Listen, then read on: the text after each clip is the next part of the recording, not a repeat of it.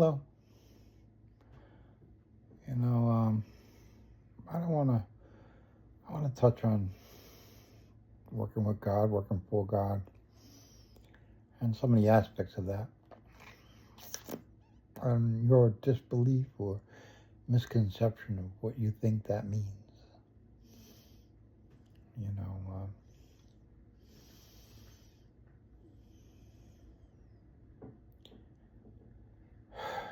it's been a very hard life for me. In the eyes of people outside of me, people looking at me, watching me, think I've had a hard life. And I could tell you some stories I've been through and things I've been through, and you would say I had a hard life. But for me, it wasn't hard. It was, I'm not saying it was easy, but I always knew the outcome would be good. You know, like, I don't write a script for this video or practice or even spend much of 2 minutes to think about what I'm going to do before I hit the record button. You know, because I know whatever happens, it's going to be a good video. It's going to be an amazing video. And I know that whatever reason I'm making it for will come out in the video. And it will. And maybe you don't see it now because I'm only a minute in. But when I get to whatever point it is this ends, you'll see, wow, that was a good video. You know, I'll be shocked right along with you. But I won't be shocked. I'll appreciate it. I'll understand. And it gives me more validation of personal validation. I don't need your validation. I have my own validation that what I'm doing is right. You know, and, you know,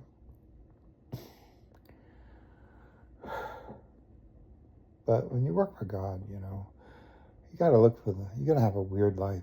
You got to have a very weird life, you know.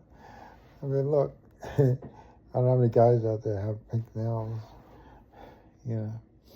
When I went to the manicurist, first time I went to this manicurist, it's right by my house because I'm just doing a trial visit right now, but when I sat down to get my nails done, and the guy's like, you want clear? I said, I want gel, you know, this is a gel.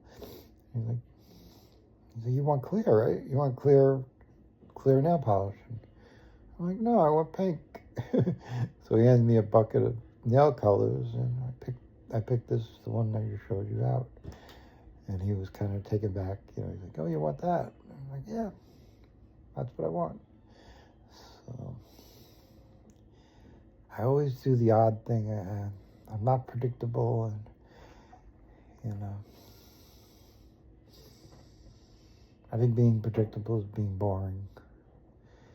And when you are predictable, people put certain things in your path, you know. That's why it's always good to take a new route to work or a new route home from work. You might find a restaurant you never knew existed, or something that catches your eye. So you never know. But if you don't go that way, then that's right, you'll never know. So I take all different paths. I don't try to take the same route every day, every time. Now, there are certain circumstances where you can't do that, but when you can, do it. You know.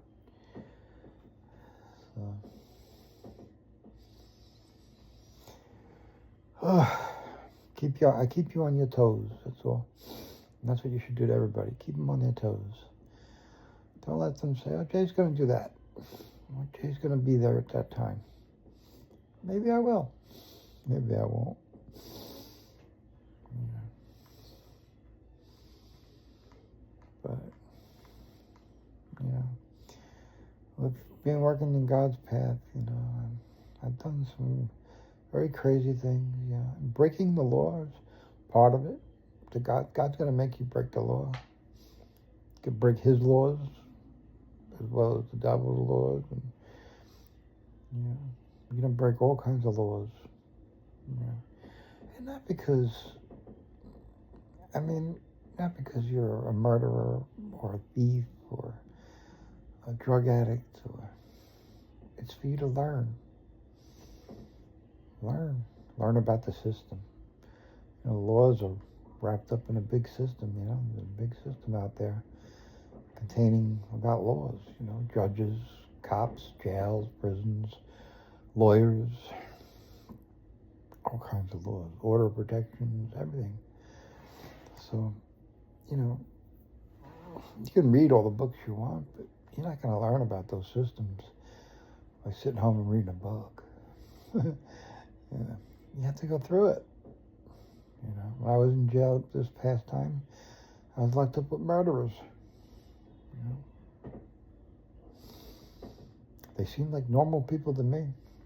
They were accused of murder. One guy murdered his brother. He was drunk. He woke up in a cell. They told him he murdered his brother and he wasn't going home. And he didn't know one thing about it. His teeth were all broken and messed up. And he got into it happened during the fight. And,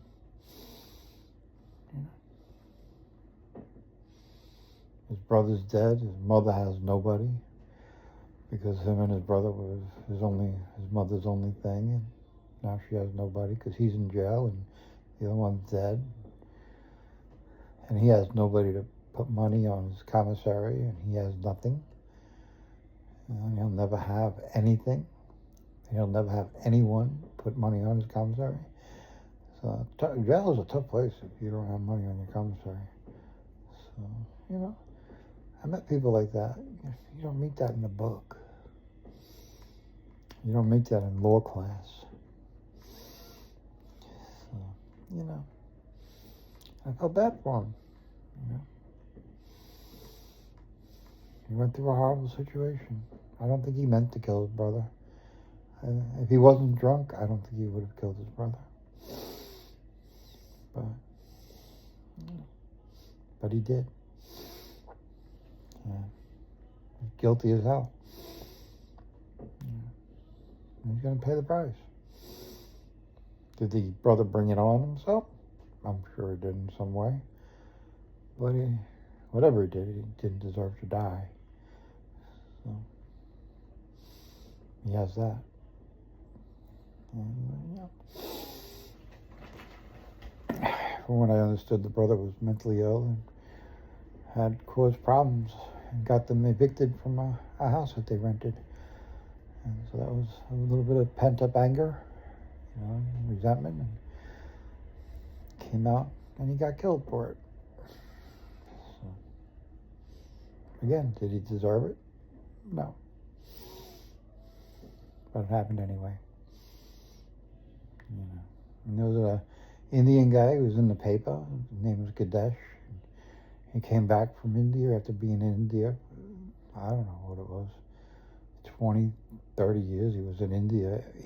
He killed somebody in a car accident here in America. But he went, and he wasn't charged with anything, so he wasn't escaping justice, or he wasn't jumping bail, or there was no bail. He had no charges, but he went back to India, and it took 20 years of extradition proceedings between him, his lawyer, and Nassau County. They did what they could to bring him back from India, and now he's sitting in Nassau County jail facing a murder charge. And he wasn't drunk. He was never charged with DWI. It was just an accident. But it didn't go away. It just never went away. The family, I guess, pushed the issue and spoke to the right politician. Our government used it as leverage against the Indian government.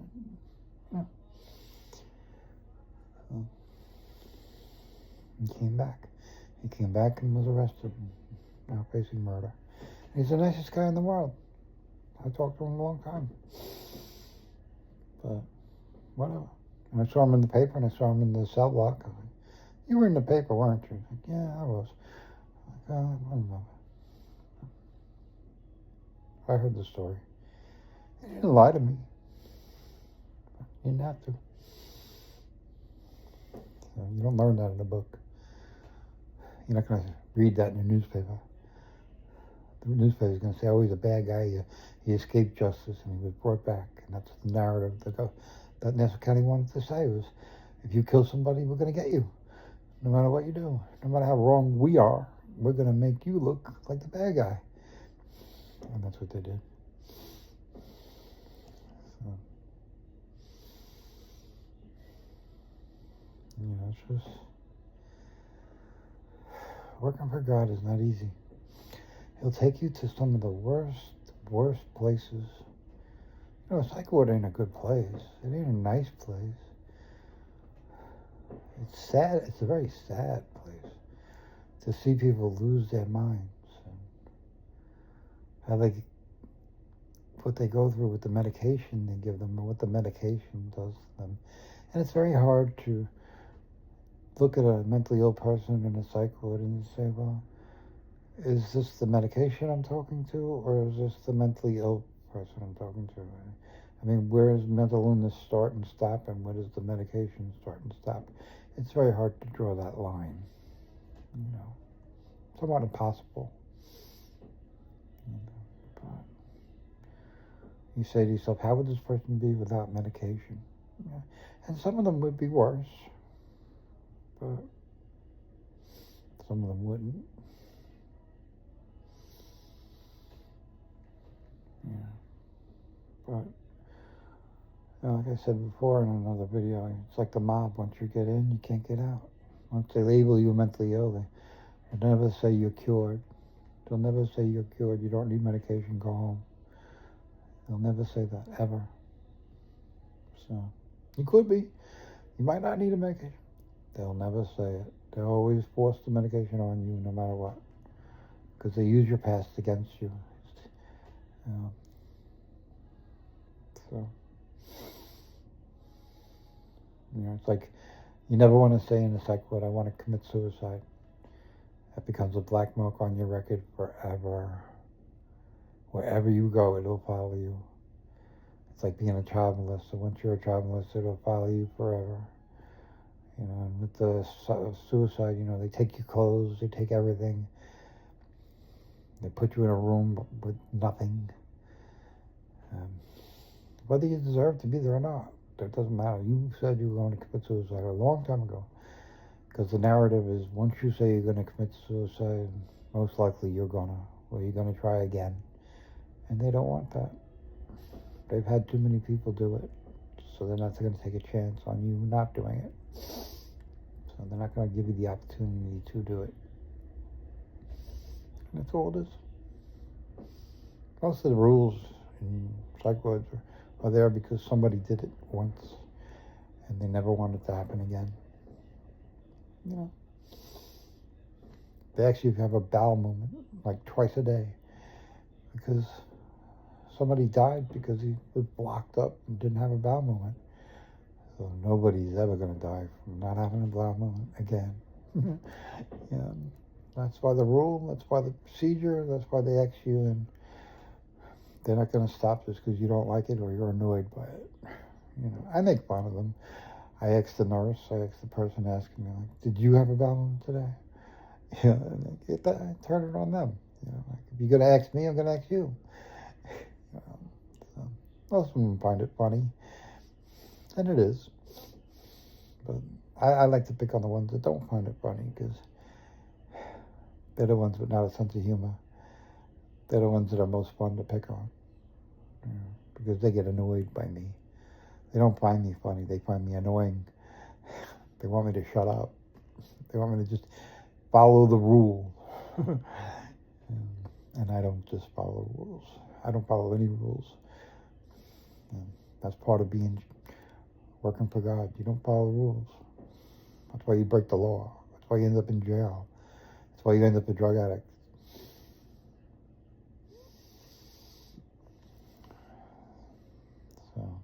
Because you don't follow rules.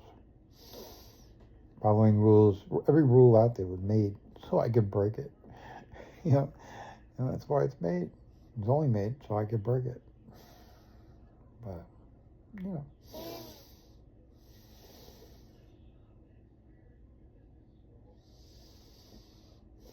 lot of people are afraid to break rules. They don't want to go to jail. They don't want to talk to a lawyer. And they don't want to lose their job. They don't want to lose their car, their house, their wife, their kids, because they broke a rule. And that's what the price is when you break a rule. It's everything. You know, look, you get a felony on your record, you can't get a job at 99.9% places where you would work normally without a felony. You know, you're disqualified for life. No, they don't tell you for life, but it's for life. You can't get a job. You'll be digging ditches. You could be an accountant one day and working on a horse farm, shoveling horse shit, because you got a felony. You know, the next. So, you know, it's an all or nothing deal. You know, you lose everything. And you might not be guilty at all. It doesn't matter. Guilt is not part of it.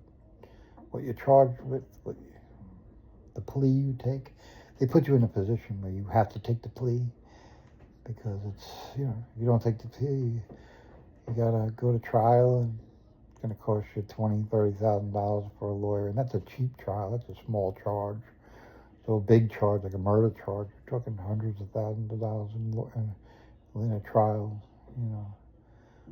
So it's hard to afford. And when they give you the deal, you know, it's like, oh, say guilty and you can go home. You have this on your record forever, but say guilty and you go home. And most people say guilty. They didn't do it. They weren't even there when it happened. But they're saying guilty because they can't afford that $100,000 trial. Yeah, so. And that's how the justice system works. And like me, you've seen I've gone through it, and I know the justice system. You don't learn that in a book. Sorry, you don't.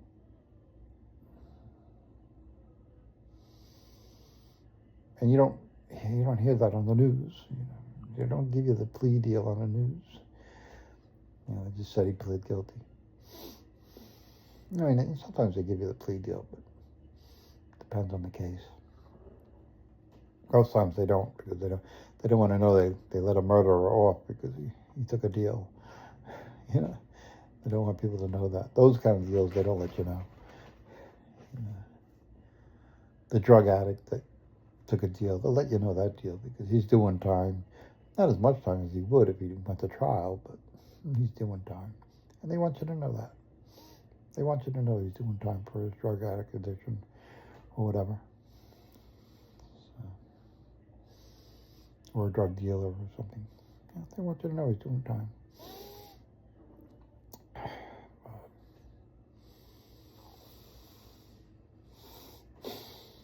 It's ridiculous. It's really ridiculous. And the medical field, I talk about the medical field, and it's all about money. It's all about billing Medicaid.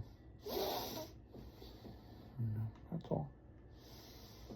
They follow Medicaid rules because Medicaid won't pay them unless they do. And those are very important rules to follow because you want to get paid. So they follow the rules. Yeah. There are very annoying rules and very stupid rules. And you know, I see the reasoning behind some of the rules, but regardless of that, they're very annoying because it's constant. And it's like everybody gets treated, like the bowel movement thing. Everybody gets X if they had a bowel movement. You know, not just the guy that says I'm constipated. You know, everybody. You could just come walking out of the bathroom and they're like, did you have a bowel movement? You know, it's like, yeah, you want to go see it? It's still there. You know, but, you know what I mean? It's all crap. It's all crap. You go to work and the rules you have to follow at work. You know. I just went to a coffee place, coffee and pastry store, and it's like 2 degrees outside. The wind chill is probably like 10 below zero. You know, and as I'm walking up to the store, the person walking out the door with a handful of chairs, and there's tables on like an outside patio, and they're setting the chairs up on the outside patio.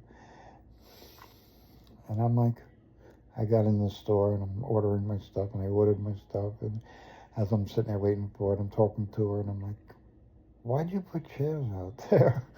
I'm like, who's going to sit out there? It's 0 degrees. It's 20 below. who's going to sit outside and have a cup of coffee? Yeah, she's like, I don't know. Like, that's what the boss wants. I'm like, yeah. And like, if they need a lot more than a cup of coffee if they sit out there. They need a mental ward. And he's like, I know. And I'm like, well, I just asked because you don't look stupid. And that seemed like a very stupid thing to do. She's like, I agree. you know, so, rules and jobs are very fucking crazy. And it's a pastry store. And they sell muffins. They have a whole rack of muffins to sell. So I said to them, I said, can I have it was a French toast muffin that I was ordering, and I wanted it toasted with butter. And I go, we don't have butter. I'm like, you sell muffins and you don't have butter? I'm like, yeah, what, a bizarro world here? Did I leave the planet and come back to a different planet? I'm like, how the fuck can you do that? So, and they're charging $5 a muffin, but they can't put a slab of butter on it. It's fucked up. Fucked up. This is the bizarro world we live in, It's crazy. It's crazy.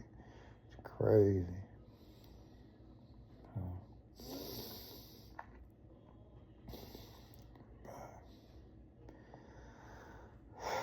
I'm planting seeds, that's all. I'm showing you the world you live in. Hopefully waking you up to a reality you didn't know existed. Some of you knew some of the stories I spoke of and some of the scenarios I gave, but most of you don't. Most of you are living in your little world, in your little reality, in your illusion of reality, your illusion of freedom, your illusion of wealth. And it's all an illusion. You're not wealthy. You got a big mortgage. You got a big credit card debt. You're paying the minimum payment on a credit card. 20 years from now, you'll still be paying. That French toast muffin that you bought on a credit card, that cost $5, will cost you $300 by the time you get done with the minimum payments and paying it off.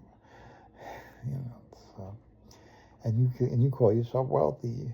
You drive a Tesla and think you're saving the environment. You're not.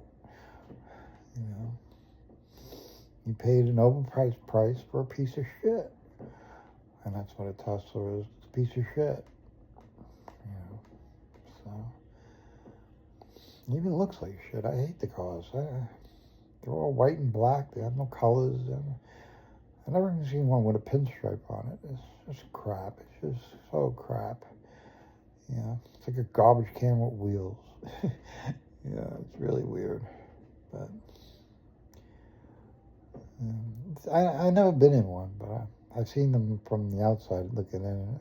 It looks like you get into a spaceship with the computer and the dashboard and all that, but it's all crap. It's all crap,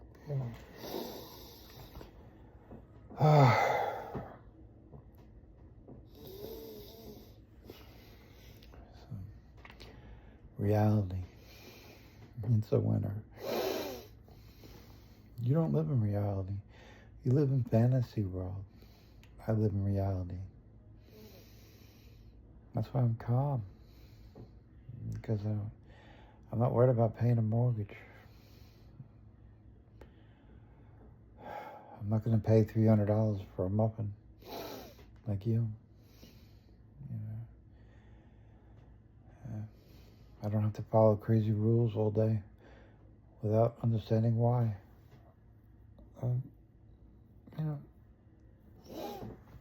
I go to the psych ward and I sit there all day and watch TV. I read a newspaper. I read a book.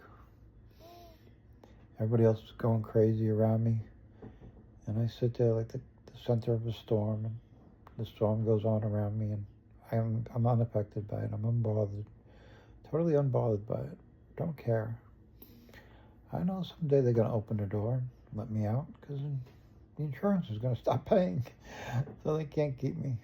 The insurance is going to force me to leave, which it always does.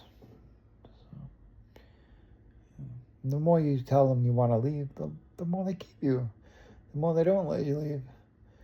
You know, if you want to leave a cycle, the best way to tell them is, I want to stay here. This is like great. I love the food. I love hanging out. They'll have you out the door in 2 days, or maybe that day. Like, oh, it's time for you to go. You know, they don't want you. It's reverse psychology. The more you want to leave, the more they keep you. The more you want to stay, the more they want to get rid of you. You got to play the game. Yeah. And realize they're powerless and you're not. But they want to think you are, and they aren't. But they are powerless. They don't control Medicare. And they don't control you. And you control you, and you control them. And they don't like that. And that's why they want you to think you're powerless. So you don't control them. But you do. And they don't let you know that they control them, because they don't want you to know that you control them. And you do. So, yeah. They get very mad when you figure it out, because then they have no control, and that makes them mad. So they start realizing that the psych patients are the sane people, and the psych ward workers are the insane people. The world's a paradox. Just remember that. The world's a paradox. Whatever you think, the one who's insane is actually not insane. The one who's sane is actually insane. So, that's all. Go swallow that for a little while.